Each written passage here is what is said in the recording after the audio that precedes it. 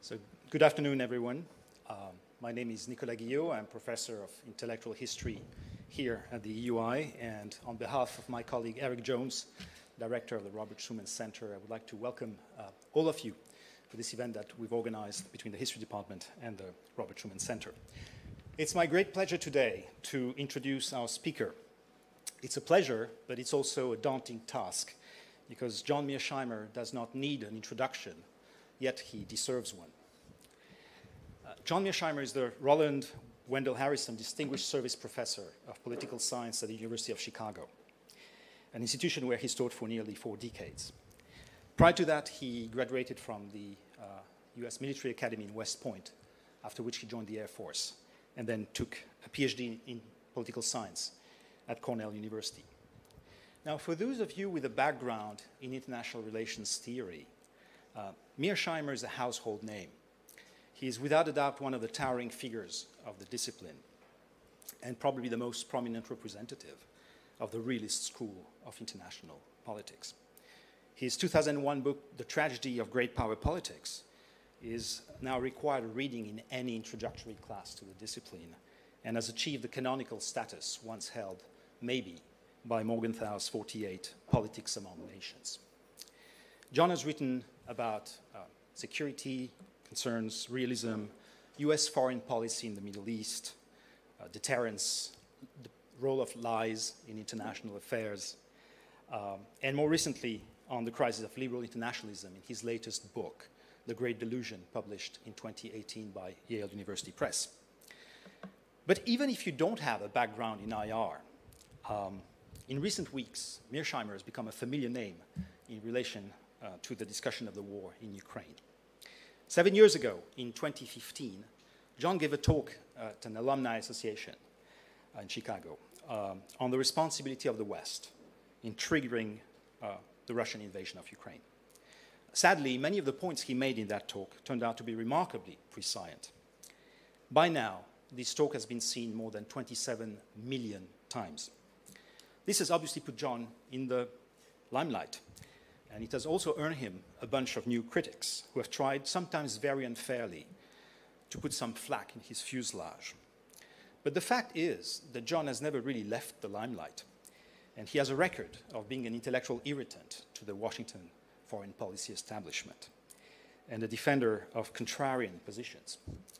He was one of the signatories of the 2002 open letter in the New York Times advocating against the decision to go to war in Iraq.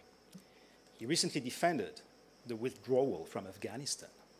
Now you can see why neoconservatives have never been very well inclined or disposed towards John Mearsheimer.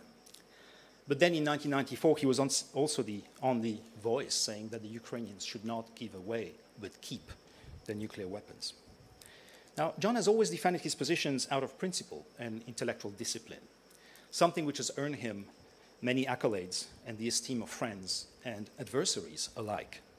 In his devastating critique of American foreign policy thinkers in 2017, Perry Anderson wrote that IR scholars are all too often eager to compromise their integrity by offering some veneer of technical respectability to whatever policy option is fashionable at the moment. But the field also included, he added in a footnote, and now I'm quoting him, theorists of distinction whose independence of mind has saved them from the temptation of office. John Mearsheimer of Chicago is an outstanding example, end of quote. And so the current polemics, I think, tell us less about John than about the state of public discussion when it comes to the war in Ukraine. An American journalist has recently defined it an intellectual no-fly zone. We are in a moment in which, if you follow the sometimes heated debates on social but also traditional media, diplomacy has become synonymous with appeasement, in which advocating anything short of an ill-defined military solution makes you complicit with genocide, and in which even gesturing towards the possibility that responsibilities may be shared somehow means joining an extremist fringe that includes not only the ubiquitous Noam Chomsky, but such dangerous fanatics as Jeffrey Sachs, Pope Francis, the New York Times since the May 19th editorial, and possibly now France and Germany. I'm not even getting into the analogies with 1938 that are the intellectual equivalent of using a high-grade pepper spray to start a conversation. In this context, I think it behooves us as a public university, and even more so as a European public university, in which at any given moment there's a variety of views on any given topic, to uphold a space for serious and engaged conversation, rather than yielding to ambient pressure, or worse, repeating martial sound bites. Finally, beyond legitimate divergences of opinion, I want to emphasize what unites us. I think all of us are here today, and I'm sure, I know as a fact I can include John in that statement, that we're here because we are concerned and we care for Ukraine.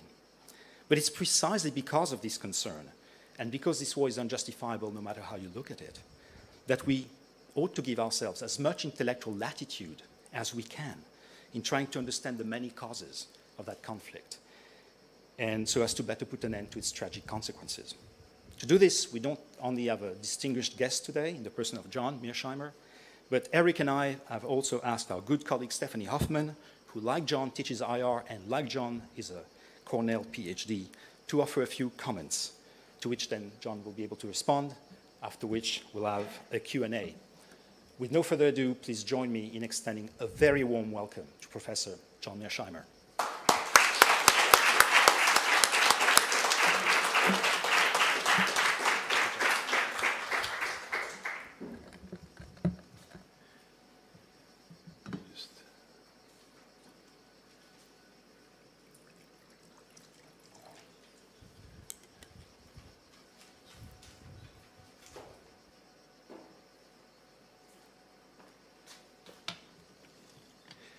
Can everybody hear me clearly in the rear? Good. If I trail off for one reason or another, just wave your hand like that. It's a great pleasure to be here in Florence, and I greatly appreciate all of you coming out to hear me speak. I would like to thank my old friend Nicholas Guijo for his most generous introduction, and I'd like to thank Eric Jones and the European Union Institute for inviting me to give this talk. And I would like to thank Stephanie, even before she's offered her comments, for giving those comments and letting me expound on various points that I don't fully develop in the talk. The war in Ukraine is a multi-dimensional disaster, which is likely to get worse in the foreseeable future. When a war is successful, little attention is paid to its causes. But when the outcome is disastrous, much attention is paid to the origins of the conflict. People want to know, how did we get into this terrible situation? I have witnessed this phenomenon twice in my lifetime. First with the Vietnam War, and second with the Iraq War. In both cases, Americans wanted to know, how did their country miscalculate so badly? Given that the United States and its NATO allies played a crucial role in the events that led to the Ukraine war, and are now playing a central role in the conduct of that war, it's appropriate to evaluate the West's responsibility for this calamity. I want to make two main arguments today. First, the United States is principally responsible for causing the Ukraine crisis. This is not to deny that Putin started the war and that he is responsible for Russia's conduct on the battlefield. Nor is it to deny that America's allies bear some responsibility, but they largely follow Washington's lead on Ukraine. My key point, however, is that the United States pushed forward policies toward Ukraine that Putin and his colleagues see as an existential threat to their country, a point they have made repeatedly for many years. Specifically, I am talking about America's obsession with bringing Ukraine into NATO and making it a Western bulwark on Russia's border. The Biden administration was unwilling to eliminate that threat through diplomacy and indeed recommitted itself to bringing Ukraine into NATO during 2021. Putin responded by invading Ukraine on February 24th of this year. Second, the Biden administration has reacted to the outbreak of the war by doubling down against Russia. Washington and its Western allies are committed to decisively defeating Russia in Ukraine and employing comprehensive sanctions to greatly weaken Russian power. The United States is not seriously interested in finding a diplomatic solution to the war, which means the war is likely to drag on for months, if not years. In the process, Ukraine, which has already suffered grievously, is going to experience even greater harm. In essence, the United States and its allies are helping lead Ukraine down the primrose path. Furthermore, there's a danger that the war will escalate as NATO might get dragged into the fighting and nuclear weapons might be used. We live in perilous times. Let me now lay out my argument in greater detail, starting with a description of the conventional wisdom about the causes of the conflict. It is widely and firmly believed in the West that Putin is solely responsible for causing the Ukraine crisis and certainly the ongoing war. He is said to have imperial ambitions, which is to say he is bent on conquering Ukraine and other countries as well, all for the purposes of creating a greater Russia that bears at least some resemblance to the former Soviet Union. In other words, Ukraine is Putin's first target, but not his last. As one scholar put it recently, he is, quote, acting on a sinister, long-held belief to erase Ukraine from the map of the world. Given Putin's purported goals, it makes perfect sense for Finland and Sweden to join NATO and for the alliance to increase its force levels in Eastern Europe.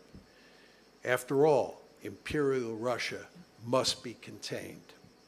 Well, this narrative is repeated over and over in the mainstream media and by virtually every Western leader. there is no evidence to support it. I want to repeat that. There is no evidence to support it. To the extent that purveyors of the conventional wisdom provide evidence, it has little, if any, bearing on Putin's motives for invading Ukraine. For example, some emphasize that he said that Ukraine is an artificial state, or it is not a real state. Such opaque comments, however, say nothing about his reason for going to war. The same is true of Putin's statement that he views Russians and Ukrainians as, quote unquote, one people with a common history. Others point out that he called the collapse of the Soviet Union, quote, the greatest geopolitical catastrophe of the century. Of course, he also said, whoever does not miss the Soviet Union has no heart. Whoever wants it back has no brain. Still others point out that he said modern Ukraine was entirely created by Russia, or to be more precise, by Bolshevik communist Russia, end of quote. But he went on to say in the same speech, quote, of course, we cannot change past events, but we must at least admit them openly and honestly. To make the case that Putin was bent on conquering all of Ukraine and incorporating it into Russia, it is necessary to provide evidence that first, he thought it was a desirable goal, that second, he thought it was a feasible goal, and third, he intended to pursue that goal. There is no evidence, let me repeat, there is no evidence in the public record that Putin was contemplating, much less intending, to put an end to Ukraine as an independent state and make it part of a greater Russia when he sent his troops into Ukraine on February 24th. In fact, there is significant evidence that Putin recognized Ukraine as an independent country. In his July 12, 2021 article, which I assume many of you have looked at, about Russian-Ukrainian relations, which proponents of the conventional wisdom often point to as evidence of his imperial ambitions, he tells the Ukrainian people in that article, you want to establish a state of your own? You are welcome. Regarding how Russia should treat Ukraine, he writes, there is only one answer, with respect. He concludes that lengthy article with the following words, and what Ukraine will be, it is up to its citizens to decide. That's not evidence of somebody who's interested in swallowing Ukraine and making it part of Russia. In that same July 12, 2021 article, and again in an important speech he gave on February 21st of this year, Putin emphasized that Russia accepts, quote, the new geopolitical reality that took shape after the dissolution of the USSR. He reiterated that same point for a third time on February 24th when he announced that Russia would invade Ukraine.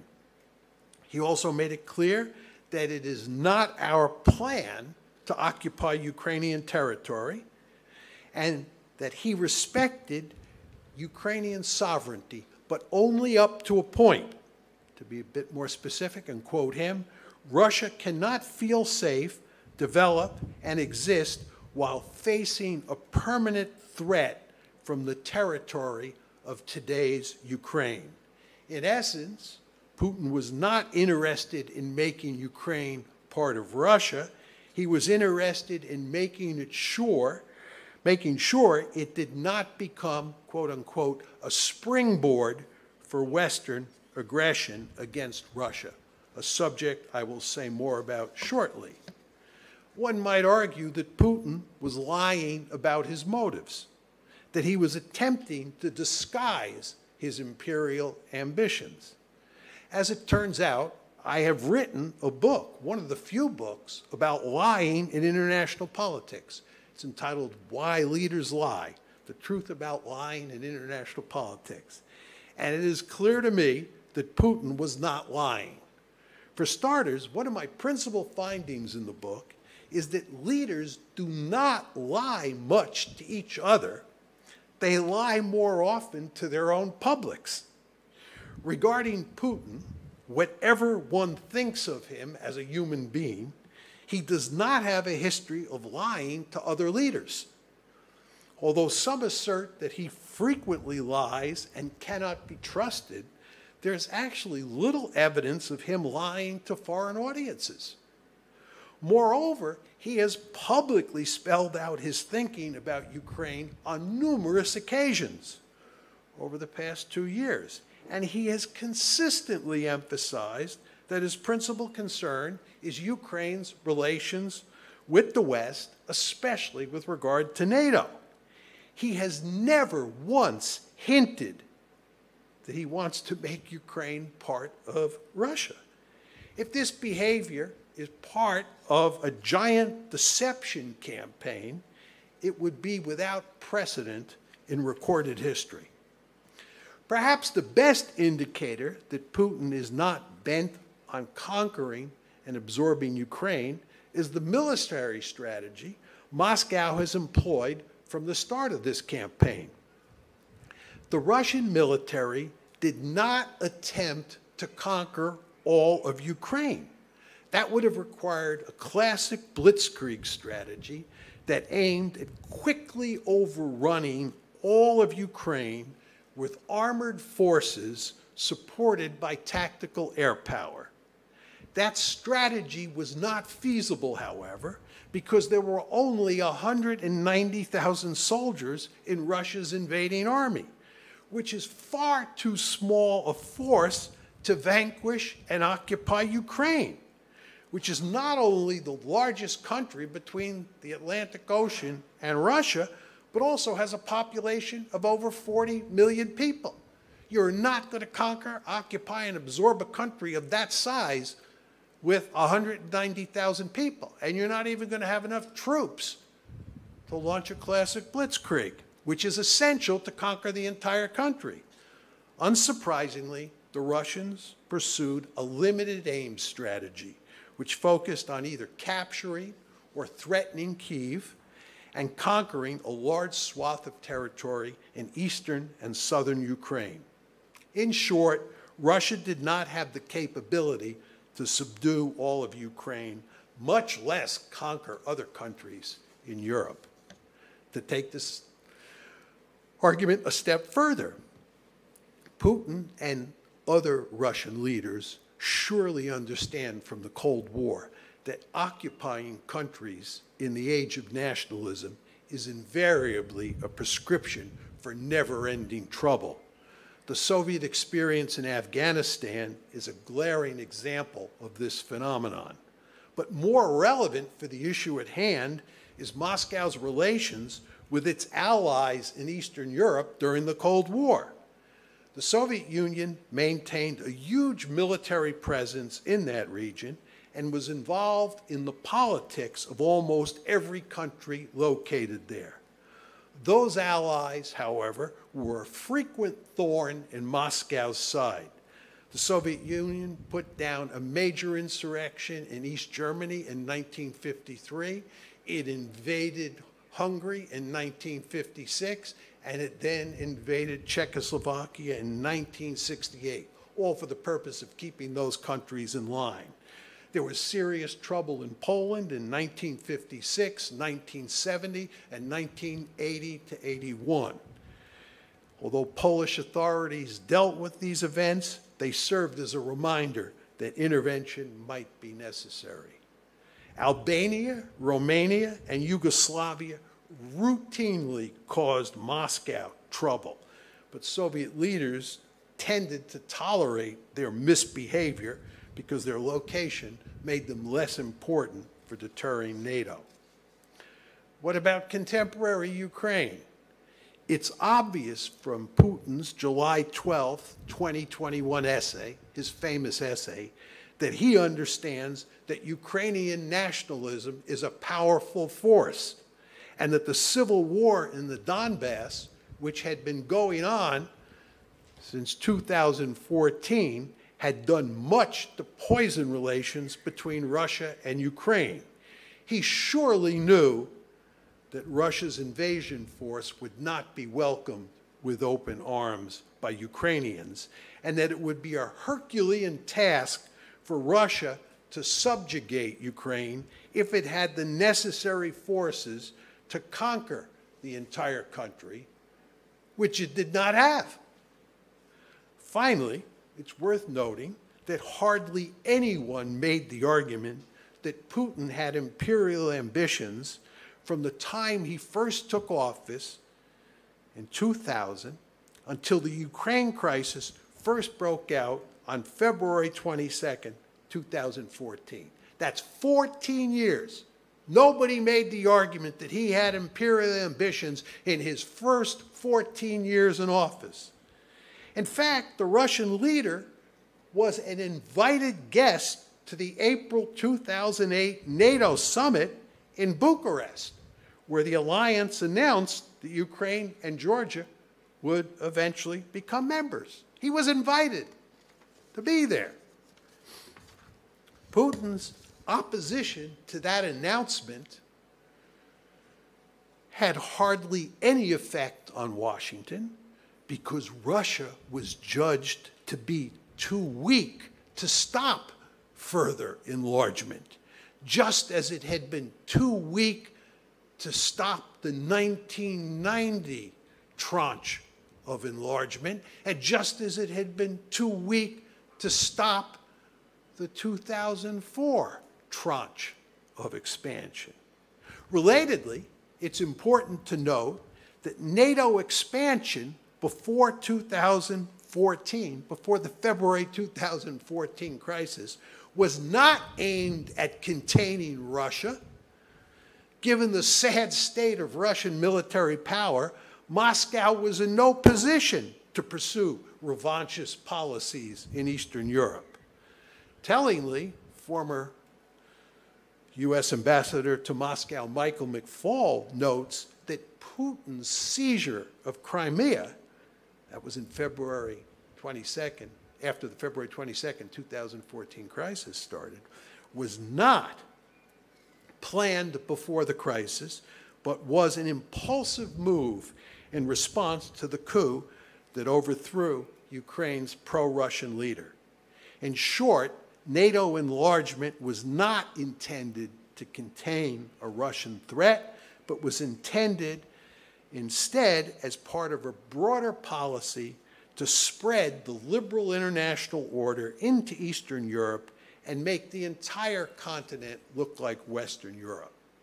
It was only when the Ukraine crisis broke out in February 2014 that the United States and its allies suddenly began describing Putin as a dangerous leader with imperial ambitions, and Russia as a serious military threat that had to be contained. What happened? This new rhetoric was designed to serve one simple purpose: to allow the West to blame Putin for the outbreak of trouble in Ukraine. And now that the crisis has turned into a full-scale war, it is imperative to make sure that he alone is blamed for this disastrous turn of events.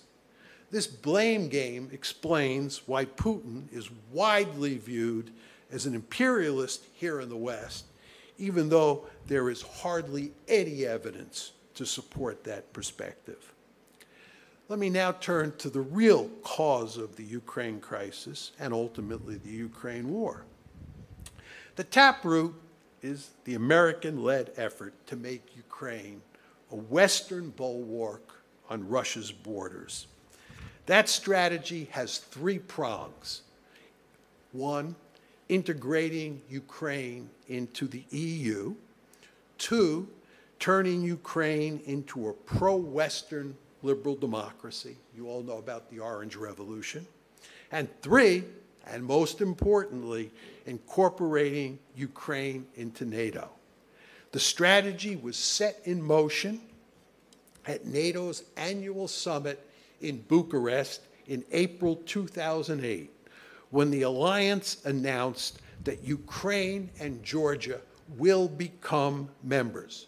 That's in quotes, will become members. Russian leaders responded immediately with outrage, making it clear that this decision was an existential threat to Russia, and they had no intention of letting either country join NATO. According to a respected Russian journalist, Putin, quote, flew into a rage and warned that if Ukraine joins NATO, it will do so without Crimea and the eastern regions. It will simply fall apart. That's Putin talking in 2008. William Burns, who is now the head of the CIA, was then the US ambassador to Moscow. This is at the time of the Bucharest summit. He wrote a memo to Secretary of State Condoleezza Rice that succinctly describes Russian thinking about Ukraine joining NATO. And you want to pay very careful attention to what Burns said, and then what I'm going to tell you Angela Merkel has recently said. This is Burns. This is his memo. He's the US ambassador in Moscow. It's his memo to Secretary of State Condoleezza Rice. Quote, Ukrainian entry into NATO is the brightest of all red lines for the Russian elite, not just Putin. In more than 2.5 years of conversations with key Russian players, from knuckle draggers in the dark recesses of the Kremlin to Putin's sharpest liberal critics, I have yet to find anyone who views Ukraine and NATO as anything other than a direct challenge to Russian interests. NATO, he said, would be seen as throwing down the strategic gauntlet. Today's Russia will respond. Russian-Ukrainian relations will go into a deep freeze. It will create fertile soil for Russian meddling in Crimea and eastern Ukraine. Burns, of course, was not the only policymaker who understood that bringing Ukraine into NATO was fraught with danger. Indeed, at the Bucharest summit, at the summit itself, both German Chancellor Angela Merkel and French President Nicolas Sarkozy were opposed to moving forward on NATO membership for Ukraine because they feared it would infuriate Russia. Angela Merkel recently explained her opposition in an interview. I'm quoting Angela Merkel, I was very sure that Putin is not going to let this happen. From his perspective, that would be a declaration of war. Think about what Merkel, who opposed it in April 2008, is saying. She's saying that she knew that Putin would interpret it as a declaration of war. In other words, putting Ukraine in NATO would be a declaration of war. And Burns has just told you that Putin's not an anomaly, that every Russian member of the foreign policy elite, including the knuckle draggers in the recesses of the Kremlin that he has talked to, view it just as Putin views it. The Bush administration, which was pushing this policy decision for NATO, however, cared little about Moscow's brightest of red lines and pressured the French and German leaders to agree to issuing a public pronouncement that said unequivocally that Ukraine and Georgia would eventually join the alliance. Unsurprisingly, the American-led effort to integrate Georgia into NATO resulted in a war between Georgia and Russia in August 2008, just 4 months after the Bucharest summit. Nevertheless, in the wake of that war, the United States and its allies continued moving forward with their plans to make Ukraine a Western bastion on Russia's borders. These efforts eventually sparked a major crisis in February of 2014, after a US-supported uprising caused Ukraine's pro-Russian president, Viktor Yanukovych, to flee the country. He was replaced by pro-American Prime Minister Arseniy Yatsenyuk. In response, Russia took Crimea from Ukraine and helped fuel a civil war that broke out in the Donbass between pro-Russian separatists and the Ukrainian government. One often hears the argument, I'm sure you've all heard this, that in the 8 years between when the crisis broke out in February 2014 and when the war began in February 2022. You see that 8-year window there? Just to keep the big picture in your mind. August 2008, that's the Bucharest summit. But the crisis doesn't break out until February 2014. And then the war breaks out 8 years later, February 2022. The argument is that in the 8 years between when the crisis broke out and when the war broke out, this past February, the United States and its allies paid little attention to bringing Ukraine into NATO. In effect, the issue had been taken off the table, and thus NATO enlargement could not possibly have been an important cause of the escalating crisis in 2021 and the subsequent outbreak of war earlier this year. This line of argument is false. In fact, the Western response to the events of 2014 was to double down on the existing strategy and effectively make Ukraine a de facto member of NATO. The alliance began training the Ukrainian military in 2014, averaging 10,000 trained troops annually over the next 8 years. NATO was training 10,000 troops per year for 8 straight years. In December 2017, the Trump administration decided to provide Kyiv with defensive weapons. Other NATO countries quickly got into the act, shipping even more weapons to Ukraine. In addition, Ukraine's military participated in joint military exercises with NATO forces. In July 2021, less than a year ago, Kyiv and Washington co-hosted Operation Seabreeze, a naval exercise in the Black Sea that included navies from 31 countries and was directly aimed at Russia. 2 months later, in September 2021, the Ukraine Army led Rapid Trident 21, which was, according to an official press release from the U.S. Army, it was, quote, a U.S. Army Europe and Africa-assisted annual exercise designed to enhance interoperability among allied and partner nations. Remember, I'm making the argument here we were turning Ukraine into a de facto member of NATO. It was designed to enhance interoperability among allied and partner nations, to demonstrate units are poised and ready to respond to any crisis. NATO's efforts to arm and train Ukraine's military explains in good part why it has fared so well against Russian forces in the ongoing war. It's not simply Russian incompetence, it's the fact that we armed and trained those Ukrainian forces and turned them into a formidable fighting force. A headline in a recent issue of the Wall Street Journal put it quite nicely. This is quoting that headline in the Wall Street Journal. The secret of Ukraine's military success, years of NATO training. Years of NATO training. In addition to NATO's ongoing efforts to make the Ukrainian military a formidable fighting force, the politics surrounding Ukraine's membership in NATO and its integration into the West changed in 2021. There was renewed enthusiasm for pursuing Ukrainian membership in NATO in 2021.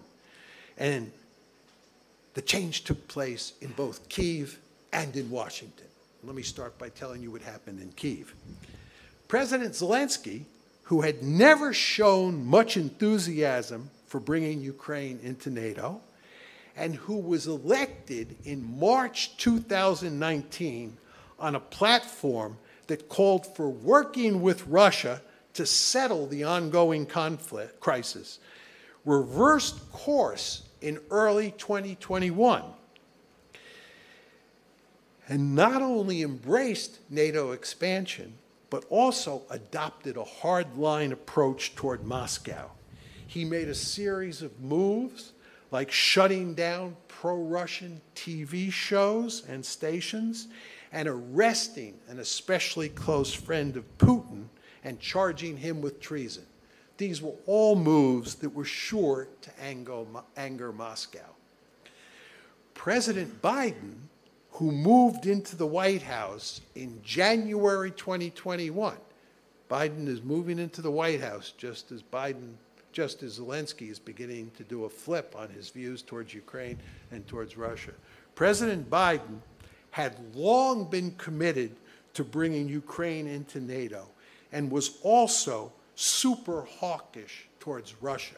And you want to remember that when he was vice president in the Obama administration, President Obama assigned him, Joe Biden, with the Ukraine portfolio. So he was no stranger to this issue. Unsurprisingly, on June 14th, 2021, about a year ago, almost a year ago to the day, NATO issued the following communique at its annual Brussels summit.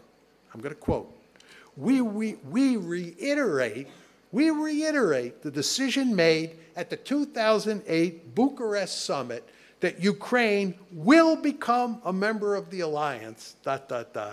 as an integral part of the process. We reaffirm all elements of that decision. We reaffirm all elements of that decision, as well as subsequent decisions, including that each partner will be judged on its own merits. We stand firm in our support for Ukraine's right to decide its own future and foreign policy course, free from outside interference. On September 1st, 2021, Zelensky visited the White House, where Biden made it clear in his public statements that the United States was, quote, firmly committed to Ukraine's Euro-Atlantic aspirations. Then, on November 10th, 2021, Secretary of State Tony Blinken and his Ukrainian counterpart signed an important document. It's called the U.S.-Ukraine Charter on Strategic Partnership. It's available on the website or on the internet if you're interested. This is what it says. The aim of both parties is to, quote, underscore a commitment to Ukraine's implementation of the deep and comprehensive reforms necessary for full integration into Europe and Euro-Atlantic institutions. That document explicitly builds not just on, quote, the commitments made to strengthen the Ukraine-U.S. strategic partnership by Presidents Zelensky and Biden, end of quotes, but it also reaffirms the U.S. commitment to the, quote, 2008 Bucharest Summit Declaration. In short, there is little doubt that starting in early 2021, Ukraine began moving rapidly toward joining NATO. Some argue that while that may be true, it should not have concerned Russian policymakers. We have decided it shouldn't have concerned Russian policymakers. Why? Because NATO is a defensive alliance and poses no threat to Russia. But that's not how Putin and other Russian leaders think about NATO. And it is what they think, not what you think or I think, that matters. And they see NATO as a direct threat. They see NATO expansion into Ukraine as an existential threat. They see it as the brightest of red lines.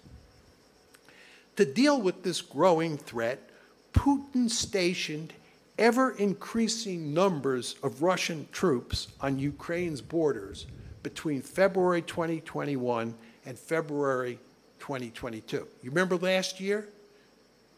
The number of Russian troops on Ukraine's borders continually increased and increased and increased. You ask yourself, why was that happening? It was happening in response to what Zelensky and Biden were doing, and all the arming and training was taking place. You noticed all those military exercises I described took place in 2021. Putin's aim was to coerce Biden and Zelensky into altering course and putting an end to their efforts to integrate Ukraine into the West. On December 17th, 2021, the Russians reached the boiling point, and Moscow sent separate letters to NATO and to Biden. Many of you, I'm sure, remember when the Russians sent those letters to Biden and to NATO, demanding a written guarantee that, number one, Ukraine would not join NATO, no offensive weapons would be stationed near Russia's borders, and three, NATO troops and equipment moved into Eastern Europe since 1997 would be moved back to Western Europe. Putin made numerous public statements during this period that left no doubt that he viewed NATO expansion into Ukraine as an existential threat. Speaking to the Defense Ministry Board on December 21st, 2021, he stated, this is quoting Putin, "What they are doing or trying or planning to do in Ukraine is not happening thousands of kilometers away from our national border. It's on the doorstep of our house. They must understand that we simply have nowhere further to retreat to. Do they really think we do not see these threats? Or do they think that we will just stand idly by watching threats to Russia emerge?" 2 months later, at a press conference on February 22nd, 2022, this is 2 days before they invade, Putin said, quote, "We are categorically opposed to Ukraine joining NATO because this poses a threat to us, and we have arguments to support this. I have repeatedly spoken about it in this hall." He then made it clear that he recognized that Ukraine was becoming a de facto member of NATO. The United States and its allies, he said, quote, "continue to pump the current Kiev authorities full of modern types of weapons," end of quote. He went on to say that if this was not stopped, Moscow, quote, "would be left with an anti-Russia armed to the teeth. This is totally unacceptable." Putin's logic should be manifestly clear to Americans in the audience who have long understood, I'm sure, that we have a Monroe Doctrine which stipulates that no great power is allowed to place any of its military forces in the Western Hemisphere. I might note that in all of Putin's public statements during the months leading up to the war, there is not a scintilla of evidence that he was contemplating conquering Ukraine and making it part of Russia, much less attacking other countries in Eastern Europe. Other Russian leaders, including the defense minister, the foreign minister, the deputy foreign minister, and the Russian ambassador to Washington, the Russian ambassador to Washington, also emphasized the centrality of NATO expansion for causing the Ukraine crisis. Foreign Minister Sergei Lavrov made the point succinctly at a press conference on January 14th, 2022, when he said, "The key to everything," I'm quoting Lavrov now, "the key to everything is the guarantee that NATO will not expand eastward." Nevertheless, the efforts of Lavrov and Putin to get the United States and its allies to abandon their efforts to make Ukraine a Western bulwark on Russia's border failed completely. Secretary of State Tony Blinken responded to Russia's mid-December demands by simply saying, quote, there is no change, there will be no change. Putin then launched an invasion of Ukraine to eliminate the threat he saw from NATO. Where are we now and where are we going? The Ukraine war has been raging for almost 4 months. And I would like to make 3 separate points. I'd first of all like to talk about the specific consequences of this conflict for Ukraine, talk a little bit about the prospects for escalation, and talk a little bit about the prospects for ending the war in the foreseeable future. Starting with Ukraine, this war is an unmitigated disaster for Ukraine. As I noted earlier, Putin made it clear in 2008 that Russia would wreck Ukraine to prevent it from joining NATO. He is delivering on that promise. Russian forces have conquered at least 20% of Ukrainian territory and destroyed or badly damaged many Ukrainian cities and towns. More than 6.5 million Ukrainians have fled the country, while more than 8 million have been internally displaced. Many thousands of Ukrainians, including innocent civilians, are dead or badly wounded, and the Ukrainian economy is in shambles. The World Bank estimates that Ukraine's economy will shrink by almost 50% over the course of 2022. Estimates are that approximately $100 billion worth of damage has been inflicted on Ukraine already, and it will take close to $1 trillion to rebuild the country.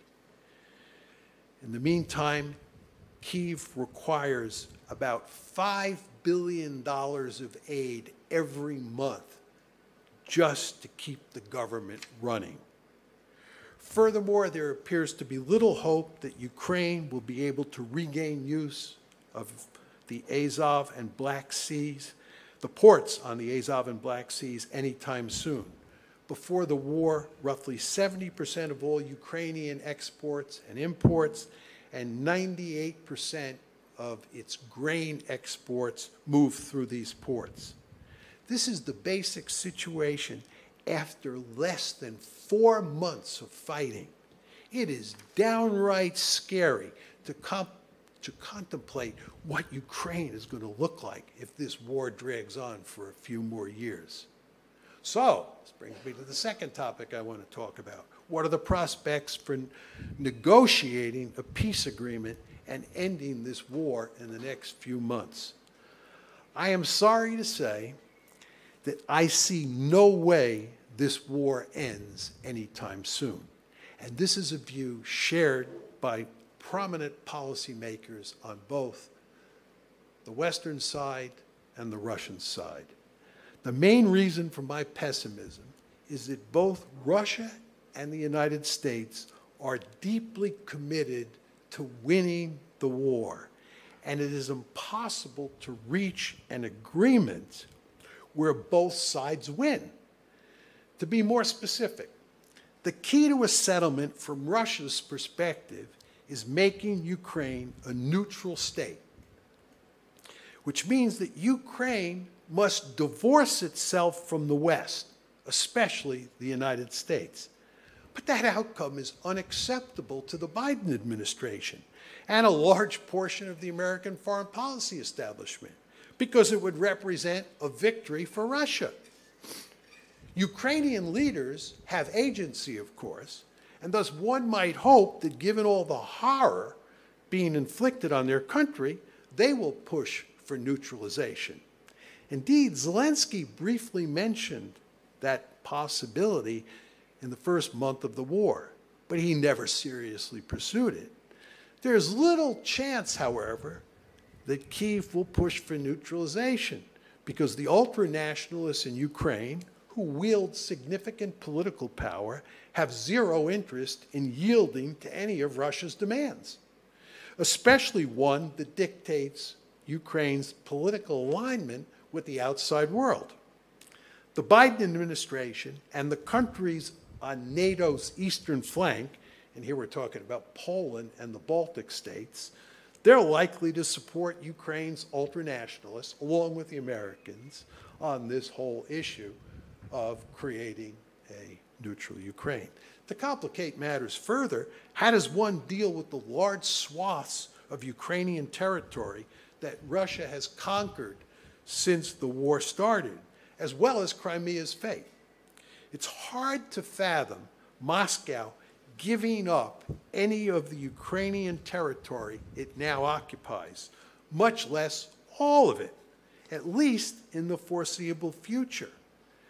Russia's territorial goals today are probably not the ones they started the war with.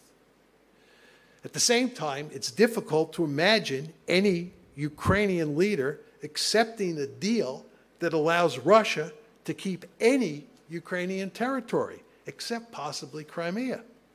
I certainly hope I'm wrong, but I see no end in sight to this ruinous war. Let me turn to the final matter, which is the matter of escalation. It's widely accepted among international relations scholars that there is a powerful tendency for protracted wars to escalate. Other countries get dragged into the fight, and the level of violence is likely to escalate. The potential for this happening in Ukraine is real. There is a danger that the United States and its NATO allies will get dragged into the fighting, which they have been able to avoid up to this point, even though we are now effectively at war with Russia. There's also the possibility that nuclear weapons might be used in Ukraine, and that might even lead to a nuclear exchange between Russia and the United States. The underlying reason that these outcomes might be realized is that the stakes are so high for both sides, and thus neither can afford to lose. As I have emphasized, Putin and his lieutenants believe that Ukraine joining the West is an existential threat to Russia that must be eliminated. In practical terms, that means Russia must win its war in Ukraine. Defeat is unacceptable. The Biden administration, on the other hand, has stressed that its goal is not only to defeat the Russians in Ukraine, but also to use massive sanctions to do egregious damage to the Russian economy. Secretary of Defense Lloyd Austin has emphasized that the West's goal is to weaken Russia to the point where it could not invade Ukraine again. In effect, the Biden administration is committed to knocking Russia out of the ranks of the great powers. At the same time, President Biden himself has called Russia's war in Ukraine a genocide and charged Putin with being a war criminal who should face, quote, a war crimes trial after the war.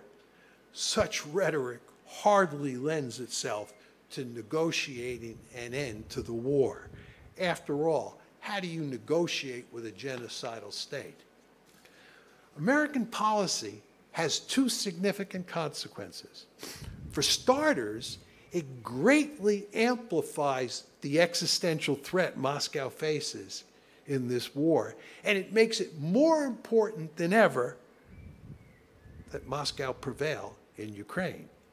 At the same time, it means that the United States is deeply committed to making sure that Russia loses.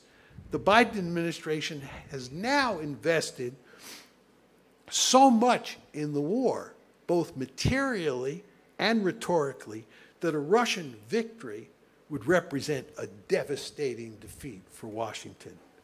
Obviously, both sides can't win. Moreover, there's a serious possibility that one side will begin to lose badly. There is a serious possibility of that. If American policy succeeds and the Russians are losing to the Ukrainians on the battlefield, Putin might turn to nuclear weapons to rescue the situation. The U.S. Director of National Intelligence, Avril Haines, told the Senate this past May that this was one of the two situations that might lead Putin to use nuclear weapons if he is losing in Ukraine. For those of you who think it's unlikely that he would turn to use nuclear weapons to rescue the situation if he's losing in Ukraine, I would remind you that NATO planned to use nuclear weapons in similar circumstances during the Cold War.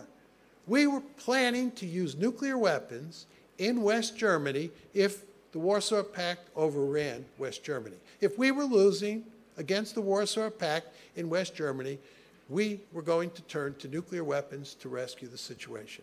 That's what we're talking about Putin doing. You don't think he'll do it? I wouldn't bet a lot of money on that.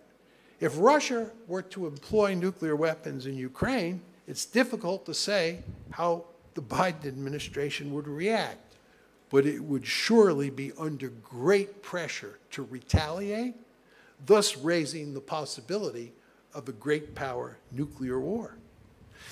There is a perverse paradox at play here. You really want to think about this.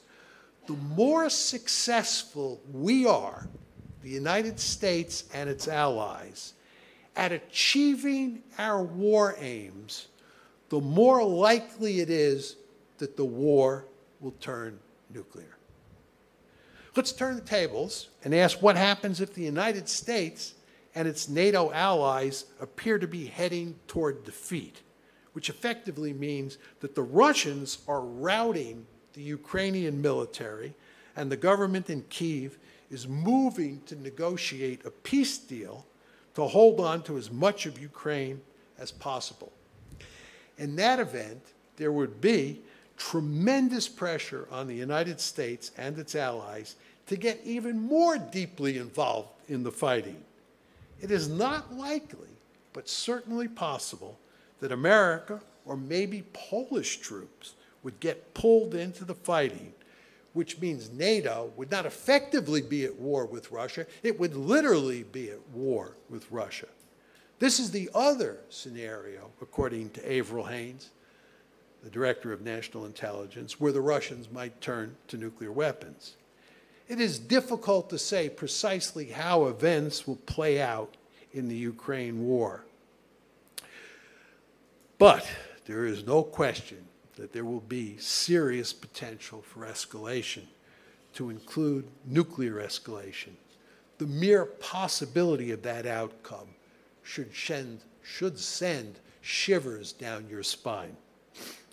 There are likely to be other disastrous consequences from the war, which I cannot discuss in any detail because of time constraints. For example, there is reason to think that the war will lead to a food crisis in which many millions of people will die. Furthermore, relations between Russia and the West have been so thoroughly poisoned that it will take many years to repair them, maybe even decades. In the meantime, that profound hostility will foster instability around the globe, and especially in Europe. One might agree, but note that there's a silver lining.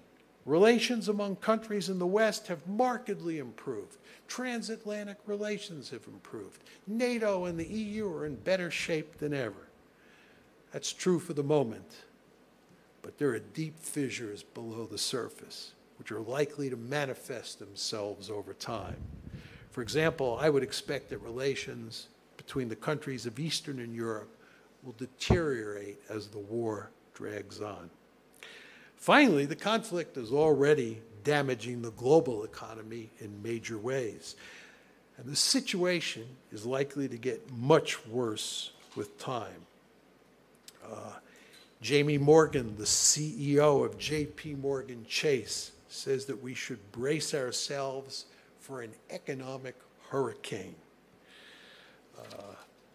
These economic shocks, of course, in turn, will affect the politics of every Western country, undermining liberal democracy and strengthening its opponents on both the left and the right. In conclusion, the ongoing conflict in Ukraine is a colossal disaster, which, as I noted at the start of my talk, will lead people all around the world to search for its causes. Those who believe in facts and logic will quickly discover that the United States and its allies are mainly responsible for this train wreck. The April 2008 decision to bring Ukraine and Georgia into NATO was destined to lead to conflict with Russia. The Bush administration was the principal architect of that fateful choice, but the Obama, Trump, and Biden administrations have doubled down on that policy at every turn, and America's allies have dutifully followed. Even though Russia's leaders made it perfectly clear that bringing Ukraine into NATO would be crossing the brightest of red lines, the United States simply refused to accommodate Russia's deepest security concerns and instead moved relentlessly to make Ukraine a Western bulwark on Russia's border. The tragic truth is that if the West had not pursued NATO expansion into Ukraine, it is unlikely there would be a war in Ukraine today, and Crimea would still be part of Ukraine. In essence, Washington played the central role in leading Ukraine down the path to destruction. History will judge the United States and its allies with abundant harshness for its remarkably foolish policy on Ukraine. Thank you.